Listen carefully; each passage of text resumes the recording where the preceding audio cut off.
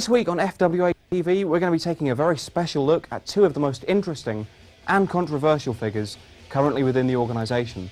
Firstly, the former UK Rookie of the Year, Hade Vansen. We're going to look at his long pursuit to capture the All England Championship.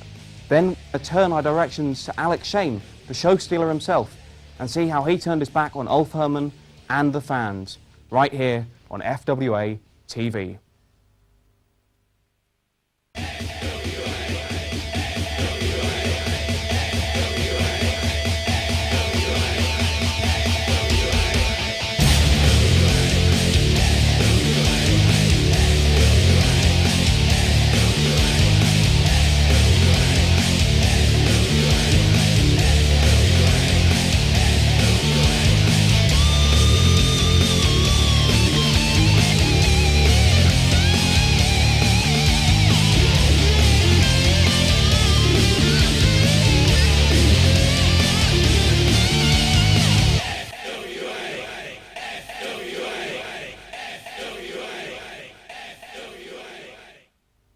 After Hade's defeat at British Uprising, his positions in the FWA rankings went further and further south.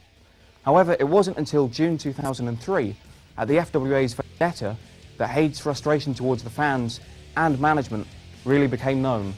After a successful All England title defence by the Zebra Kid, Hade, who was working as ringside security for the event, did the unthinkable and jumped the ring.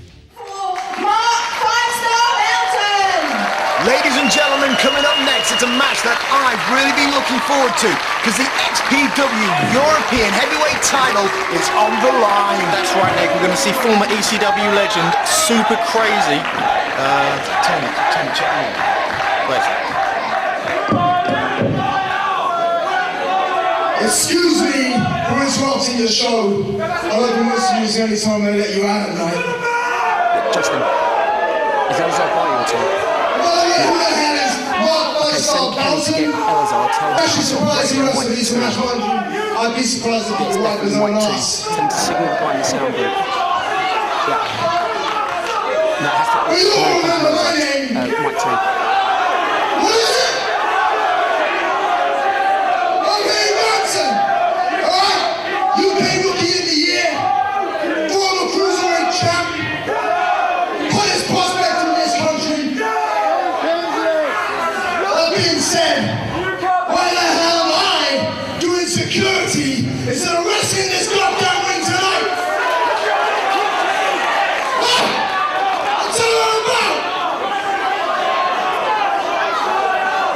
You know the FWA seems to like to push everybody else at my expense. Jack Xavier, James Ty, well that bullshit stops right now! I'm sure one's pretty good. He moves pretty good for a fat guy. Shut your mouth, you dick. And as for young Frankenstein, well, what can I say? But they're not as bad as me. They're not as talented as me, and they're not good. That's Hade Vansen.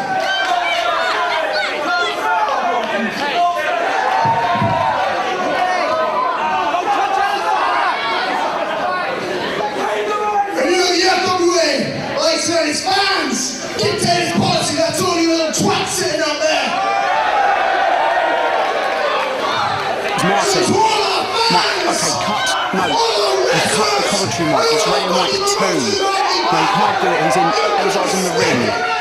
Mike 2, do it now because. Okay. You know, the FWA just doesn't recognise a good thing when they see it.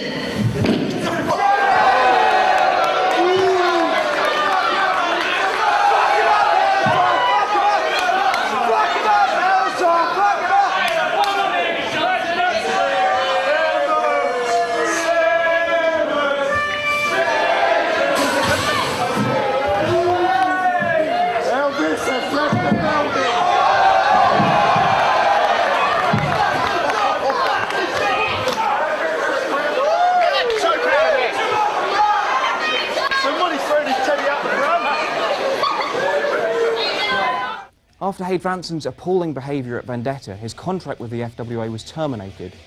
Fans thought they'd seen the last of Vansen, but that was until Hotwired 2003, when, during a long-anticipated matchup between the Zebra Kid and Flash Barker, Vansen made a shocking, unscheduled return. Flash Barker now is going to take on the Zebra Kid. So even though he didn't win the match earlier on, he's not going on to British Uprising, the #1 contender. He's putting his All England title up against Flash Barker, who after losing to James Hyde is going to be pissed off.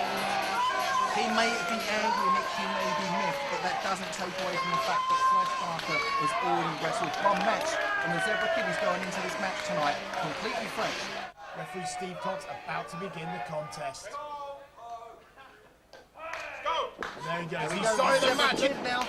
He's on the starting blocks quick. Flash Barker taken down with a stiff forearm. Zebra Kid taken down mercilessly there. Flash Barker moaning, I may have spoke too soon. A clothesline, a short arm clothesline. Flash Barker has started this match like a house of fire as he sends Zebra Kid off the road. There was an implication that because Flash Barker's already been through one match, that he might be a little burnt out. But the fact is, the very sad fact is that James Hyde was merely a warm-up, and the Zebra Kid is the main exercise. And God, those are stiff, Tony. Now let's back this up a little bit. The Zebra Kid decided to put his All England Championship up against the line of the loser of the #1 contenders match, because that way he was guaranteed. Nick! Oh, Oh my word, Nick! he was guaranteed a high-caliber opponent for his All England title, because the Zebra Kid was feeling frustrated at his opinion of the level of competition in the All England title division. So now he's got Flash Barker, and I hope he's happy because he's got his high-caliber opponent, and there's a beautiful snap brain buster. Flash Barker was taken down to the match. Oh, sorry, taken down to the mat, but Zebra Kid now on Flash Barker. That's Hade Vansen.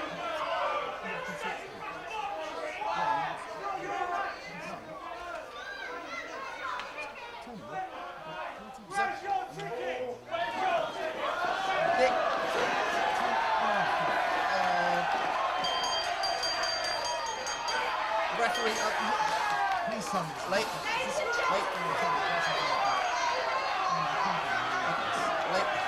Ladies and gentlemen, I think we ought to apologise. This is completely ruined tonight's All England title. Alex Shane, I can see Alex Shane, I can see Flash Barker. Yeah, everyone's just calling for it.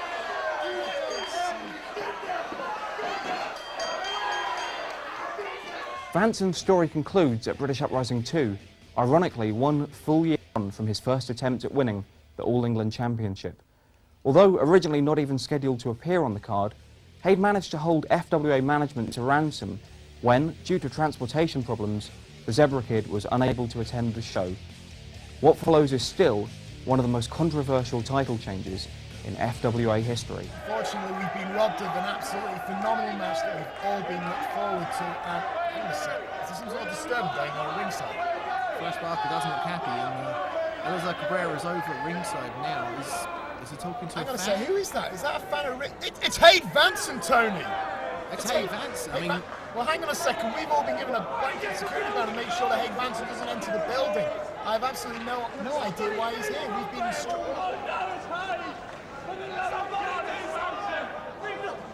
I mean, Nick, as you well know, Hade Vansen left the FWA on very, very bad terms. I mean, he said some things on the internet, he turned up at the job squad, he had a fight with one of the FWA senior staff members. Hade Vansen is quite frankly not welcome in the FWA. Well, as far as I'm aware, the official stand is that Hade Vansen was released from his FWA contract due to a series of derogatory comments that he made, as well as you mentioned this fight which took place at Vendetta. Hade Vansen was standing in for some security member, and unfortunately he did not take kindly to the fact that he was pushed off the card just to do a mere security job. And you know what, I don't exactly blame him. He was harassed by members of the FWA official because he decided to speak his mind on an open mic. I don't give a shit. I want the All England belt on the line. Zebra doesn't have to be here for the belt. Nick, it seems to me that the Hade Vansen is saying that he'll wrestle on this show, but under his conditions.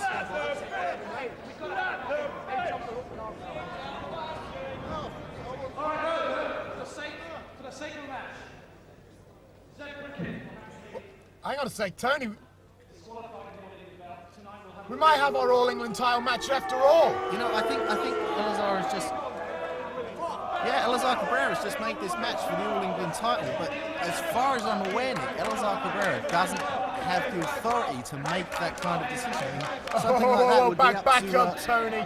Back up a second. He just made a verbal agreement with Hade Vansen in front of well over 1,000 fans. Come on, that is a verbal contract. That stands. No, that's fair enough, Nick. But as far as I know, Elazar Cabrera doesn't have the authority. That's something that only Pat Roach can do. Pat Roach. But Pat Roach isn't here. Pat Roach is not here tonight. Unfortunately, business has called him away, which is a great shame. Definitely not, as both men now go in with the lockup. Flash Barker now with a nice high tight hammerlock there. Right, very good technical wrestlers, Tony. Now, Flash Barker will have the size and the power advantage. Hade with the speed. And there, Hade looks like he's fighting for a hammerlock or a wrist lock. Goes to the wrist lock and switches it to the hammerlock. Very gracefully done. You know one thing, Nick? When I think about Hade Vansen, I remember like Hade Vansen was Rookie of the Year. Hade Vansen was set to skyrocket in the FWA. The fans liked him, I liked him. Hade Vansen was set to be one of the big names for the FWA. But what did he do? He turned his back on everything. He went against everything that we thought he stood for. And as far as I know, he doesn't even have a job anymore. So why is he here? Tony, I want to cut you off right there.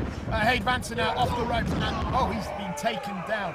I will get to my point very shortly, but Tony, the match has just sped up like anything. He's going for the hip top. Flash Barker is Flash going Barker for with that a leg lock, submission and now. he could get Hade Vansen was far too near the ropes, Nick.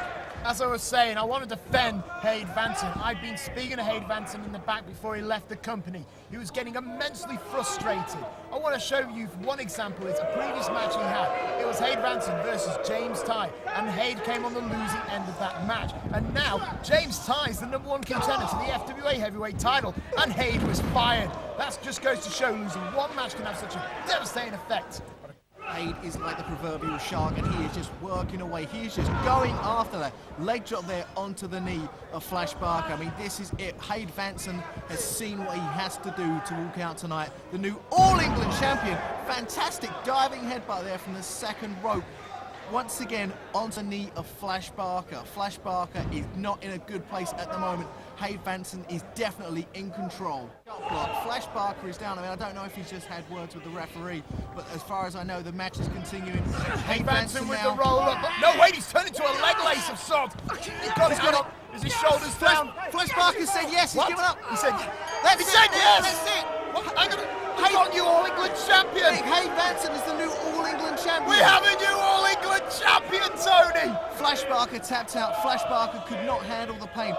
Hade Vansen finally breaks the hold. I mean, Nick, we could see some serious damage here to Flash Barker. I mean, this could be it for him. I don't know what's happened. I mean, hang on, Tony. I think Jane Child's about to make an official announcement here.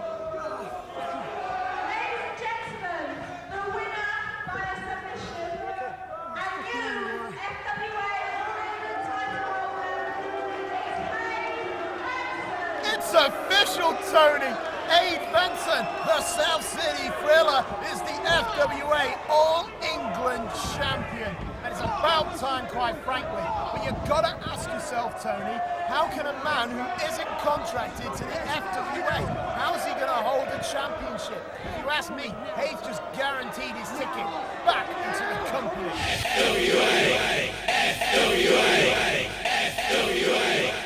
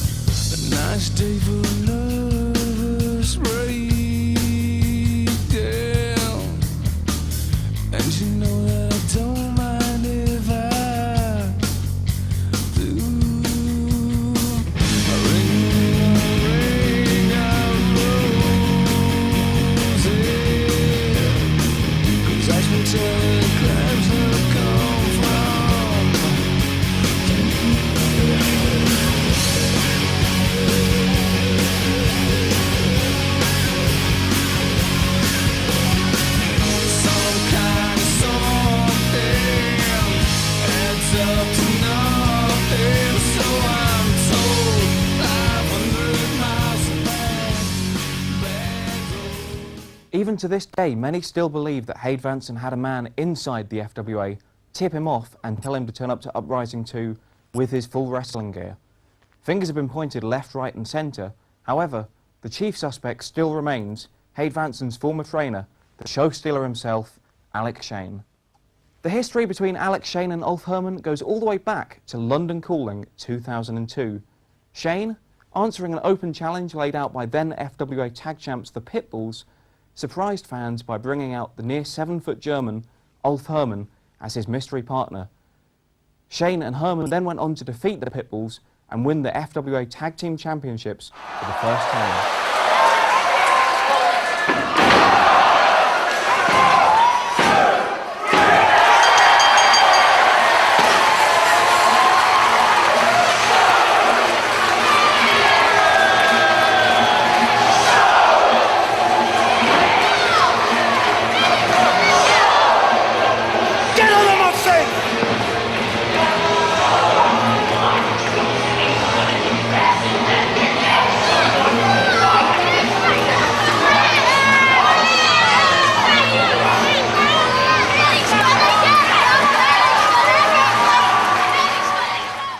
At Crunch 2002, the Pitbulls, now managed by Greg "The Truth" Lambert, were set to receive their first rematch for the belts. However, guest ring announcer Nikita found out firsthand that it wasn't the Pitbulls who would be receiving the rematch, but instead, somebody very different indeed. The following contest is for the FWA Tag Team Championship. Introducing first,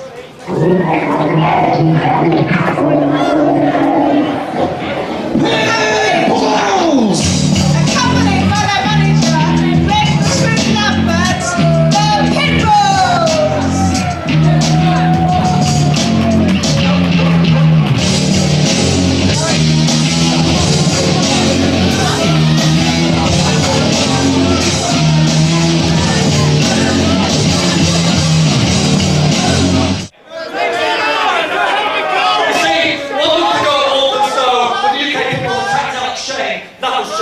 The Showstealer's attention. You see, yeah, really. You see, he should not have found the truth from reporting on FWA shows, and now I will do exactly what he said that he was scared that I was going to do, and I will expose this company for being a biased, and corrupt, and unfair company that it is. There's plenty of people. There's plenty of people who are going to help me. Plenty of people are going to help me, and I'm going to introduce some of them right now. The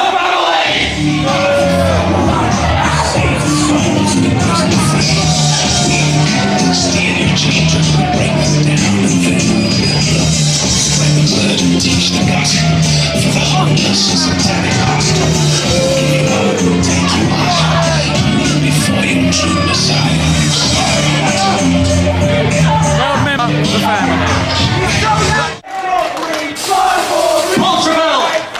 The disciple, the Messiah Brandon Thomas, Ash, Scott Parker, 6 men who have been screwed over by this company time and time again because Alex Shane, the managing director of the FWA, continually shows favoritism not only to himself but to his friends. Like Nikita.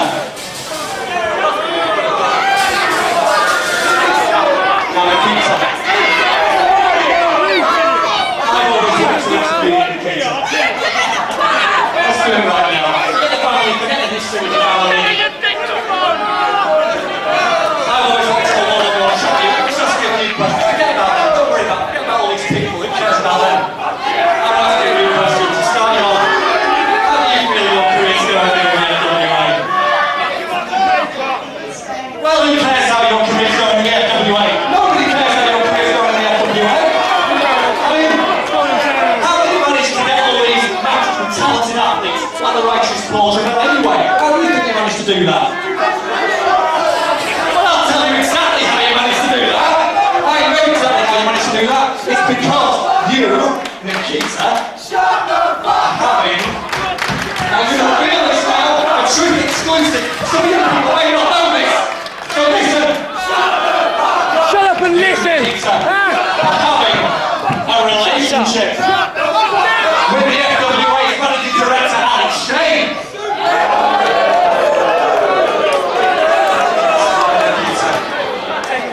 You slapped your way to the top of the FWA.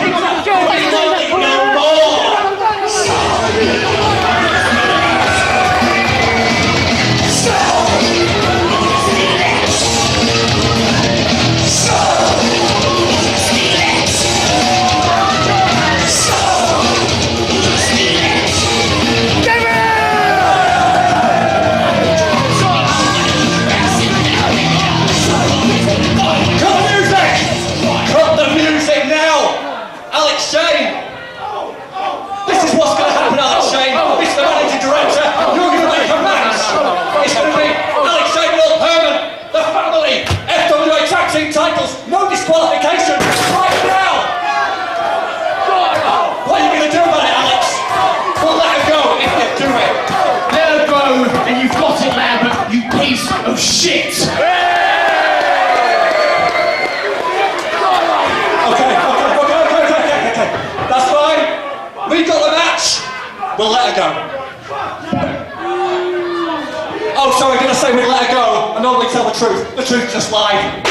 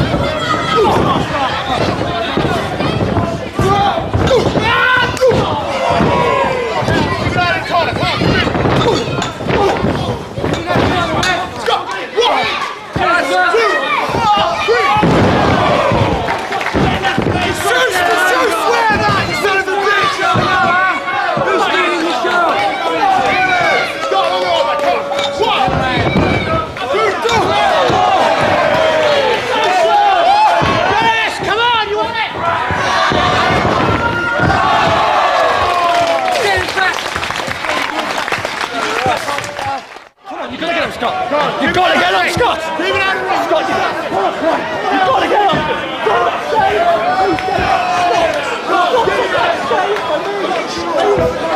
Please, don't ever charge you or anything.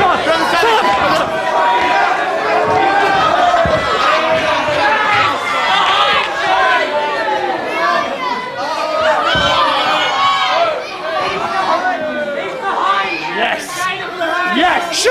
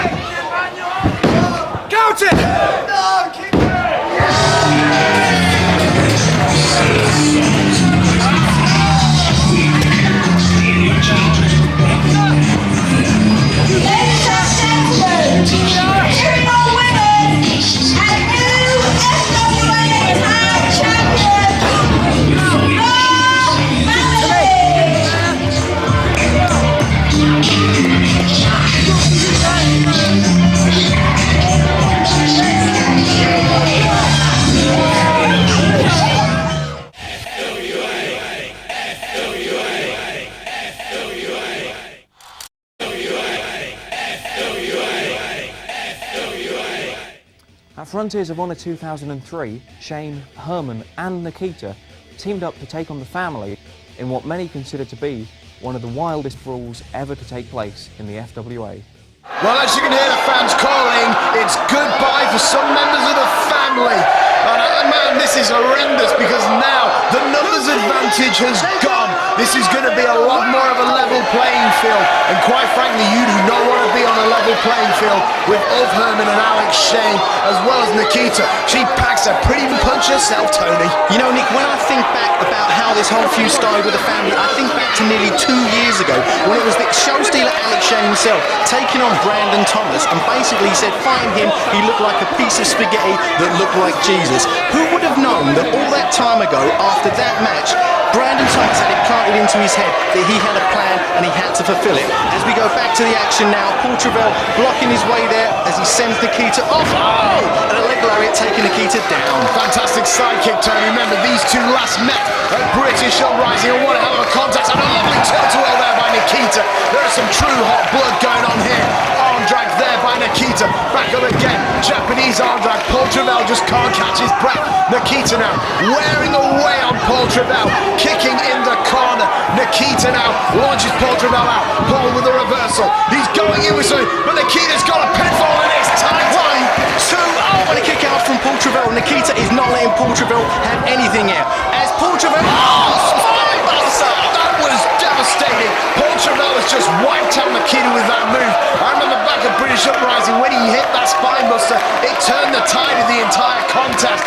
Let's see if he can do the same here as Paul Travell now goes to the second rope, most likely for a second rope leg drop, which he's known for. And he's setting up and he connects. Nick, he hits it perfectly. Is he going to go in for the pin here? Yes, he is. 1, 2, and a kick out. Nikita had the advantage from the get-go. She was laying in moves left, right, and centre, but that one move, that one devastating spine buster has turned the tide as the Messiah Brandon Thomas comes into the ring now with a blow to the back of the head of Nikita. Nikita managed to squeeze out a pinfall attempt and she's met with the Messiah. She's going off the ropes, crossbody for the Messiah's corner, and a lovely rib breaker there by the Messiah. Look at the way the Messiah looks at Alex Shane then. It was like, look what I'm doing to your girlfriend. The Showstealer obviously discussed it. He did spit at the Messiah, but Nick, I probably would too, as the Messiah there going for a back suplex, but Nikita rolls out of it.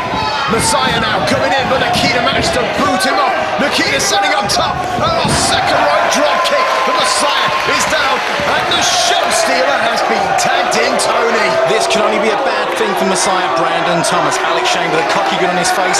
Brandon Thomas holding the crucifix. It may scare Dracula, but it's not going to scare the Showstealer. Whips out of the corner, but he's gone on the knee, and now he's taking up the check up from the neck up. He takes him up, and wait, no, Messiah went full Nelson. Alex switches, full Nelson with his own. Messiah slips up. Alex now flips him straight back with his feet. Full Nelson again. Around, he's going for a backslide, Tony. Will he get it? And Brandon Thomas flips up over onto his feet, and he's under the clothesline. He throws in the punch. Alex Shane grabs it, asks for the kick. Brandon Thomas gives it to him. It looks like he's going to get it. Is he? It's the check up from the neck up. And the Messiah is out for the count. Alex Shane hit the check up from the neck up, and now he has the advantage. He must have been waiting this opportunity for a long time. Into the car, and there it is, Tony. One night stand coming out. Messiah flips out, rolls, but Alex Shane's in for that double choke bomb. Messiah kicks and attack to solid gold Scott Parker. And there he is, setting for the hip toss. Scott blocked, leg over, and he flips over. Up and over, Alex Shane up with a choke bomb and down Scott Parker.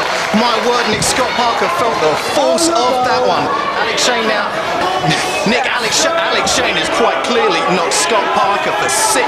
Parker is down. Alex Shane doesn't. I mean, he looks a bit confused. Parker looks like a sandbag, quite frankly. And Paul Travell comes in to recover. Oh my lord, I'm worried for Scott Parker, but I'm more worried for Paul Travell, who's in there with one angry man. And Alex is signalling to the near 7-foot German, Ulf Herman, and Herman is in this match. It looks as though Paul Travell has a petrified look on his face, and if I was Paul Travell, Nick, I sure as hell would do. Paul Travell's looking around, he's thinking, what can I do? What can I do against this 7-foot German? My lord, Tony, remember these two have some true animosity between each other. After all, do you remember when Paul Travell smashed that chair of Ulf Herman's head? Ulf Herman Herman's head split open like a grapefruit, and it was that chair shot that allowed the family to become the tag team champions of the FWA.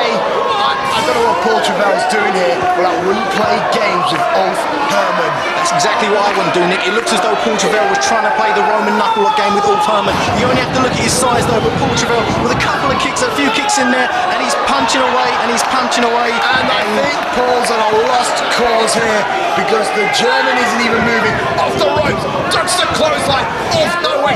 Paul Travell flips out. So Paul Travell now, oh, the big boot square in the nose. It looked like he took his face off. Paul Travell went one way, sent off the ropes, and then threw out to the outside. Paul Travell, much like his teammate Scott Parker, looks dazed and confused. It could be the Messiah on his own now against this phenomenal threesome of Alex Shane, Ulf Herman and Nikita. And now Ulf Herman is going to pick the carcass dry of Paul Travell. Backside time of Scott Parker. Oh, Paul Travell out of nowhere has just clipped the knee of Ulf Herman. Ulf Herman is down. I don't know how Paul Travell recovered from that tornado DDT, and as you can see, there's security, and now we have medics there to see to Nikita. I mean, Nikita could be seriously hurt, and without the assistance of Nikita, Ulf Herman is in a world of trouble. As we see Ulf Herman upside down in the tree of woe at the moment, Paul Travell has the chair. Whatever this move is, Nick, it's going to spell trouble for Ulf Herman. As we see Scott Parker, up from the top, driving the chair straight down into Ulf Herman's face. The family have control now. Scott Parker is up on the top, he's posing. His team, he thinks he's going to win. Nikita's okay! Nikita's back in, and she's just wailed away on Scott Parker. And now Paul Travell flips over, and he's setting it up. Tony, it's a move I love, the sacrificial slam. Is he going to hit on the chair? He manages to hit it. Surely Nikita is out now. Paul Travell, he's still thinking, is he going to inflict more punishment? Surely after that balcony dive, the sacrificial slam, Nikita is out. Alex Shane is out. Ulf Herman is out. Nikita is on her own at the moment. She's at the mercy of the family. Surely Paul Travell would not be so sadistic as to carry on the punishment of Nikita. Paul Travell is going to the top. He wants to put an exclamation mark on this match. Could he be going for his old-fashioned bloodshot front splash? Oh, Nikita moved out of the way. She moved out of the way. Paul Travell is holding his ribs. Paul Travell is hurt. It looks as though he's trying to grab the referee's attention. Nikita is up. She's moving over to Paul Travell as she sends him off, and a quick reversal from Travell, and back again. Oh! Nikita sent straight into Andrew Quinn. The referee got sandwiched, and now Paul Travell is using that distraction to set up for the sacrificial. No, Nikita off the top, and there she goes. Net breaker after floating out of the slam. You've got to believe me. Got the pin. One, Got the two. Come on, three. It's all over. Come on, Nikita. Alex Shane, Nikita. That has to be it, but the referee was out, Tony. We didn't count to 10. Ian Disciples on the outside. Nick, it looks as though he's got a tag belt in the... What's he doing? Nick, he's pulled Paul Travell out the way. He's pulled Paul Travell. He's down. He's playing. I don't know what Ian's thinking. He's not like, Oh, man, with a belt shot straight to the head of Nikita. Greg Lambert looks as though he's trying to make sure the referee's up. And it looks as though Ian Disciple... Oh, airplane spin into a driver there. And Nikita is down. The referee has come to his feet. One, two... No, it's Ian Disciple wasn't a legal man. How can that be a legal cover? Obviously the referee didn't see the switch there, and you can see the jubilation of Greg Lambert's face. The referee has counted the 3. This match is over. The family will leave tonight and look at the strewn bodies leading to the ring here in the York Hall. On the strength of their performance at Frontiers of Honor 2003, the team of Shane and Herman were granted another shot at the FWA Tag Team Championships, this time at Vendetta in a first blood match. This match would prove to be every bit as violent as their previous encounters, and also saw the family unveil their newest member, Raj Ghosh. If you ask me, it could be this lack of maturity that might result in the family taking advantage and winning the match. Lack of maturity, Nick.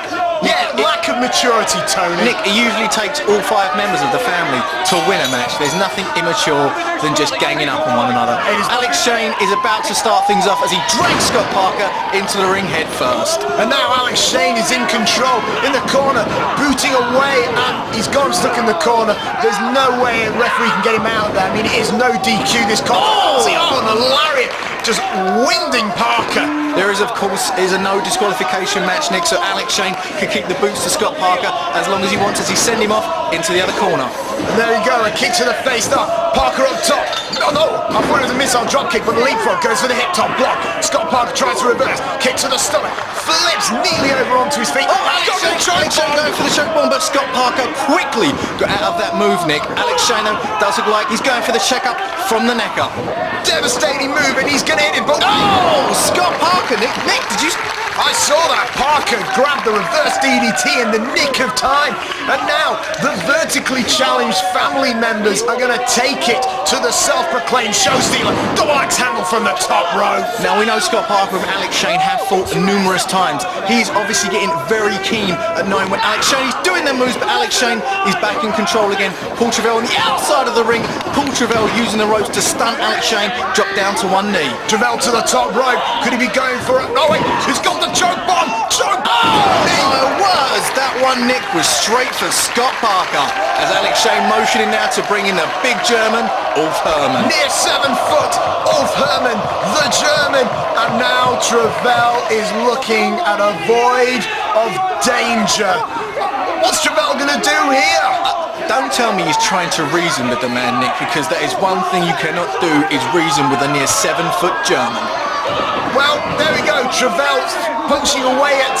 Oh, Ulf Herman springs off the rope, Nick, with a shoulder barge, but Ulf Herman does not move a muscle. Once again, the damage is just inflicting on himself here. Smartly goes through the legs of Ulf Herman and needs to get there, bends Herman over. Paul Travell taking him into the corner, laying those forearms right into the chest area of Ulf Herman. He whips Herman, and he's going through Herman with a boot, but Travell ducked it, turned and he got folded like an accordion. Paul Travell, one for you, Mr. Parker, as well. Paul Travell thought, I ducked, I did the right thing. Ulf Herman answers back with sheer power and aggression. Parker probably shouldn't have got into the ring. When he lacks in intelligence, though, you gotta believe he more than makes up for in gut. And there's a... Oh my Ulf Herman is keeping Scott Parker in the air for as long as humanly possible. Nick, are you timing this? That's just to be like 10, 15 seconds. The lovely delayed vertical suplex. Scott Parker looks as though he may be out of it already.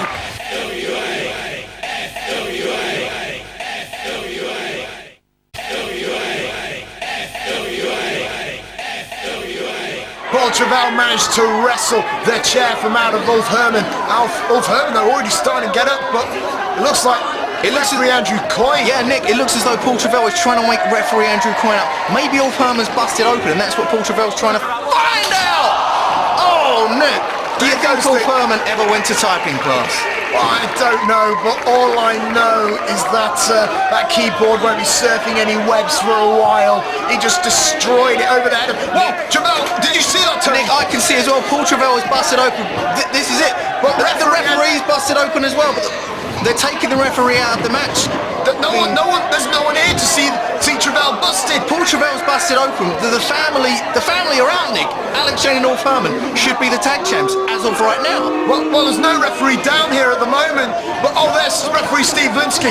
If Ulf Herman can get Linsky to look at Paul Travell, see the blood, Ulf Herman's walking out with the tag team titles along with Alex Shane. As you can, Ulf Herman's trying to argue with the referee, but Steve Linsky's saying, well, it's not my match. Well, all Ulf Herman needs to do is get in, show Paul Travell, and the match is over. Well, come on, Tony, do you want to be a part of an Ulf Herman match? Everyone around them is falling and dropping like flies. Ulf Herman picking up Paul Travell, but Nick, that's the inside that was on the outside of the ring. He's just crushed Ulf Herman.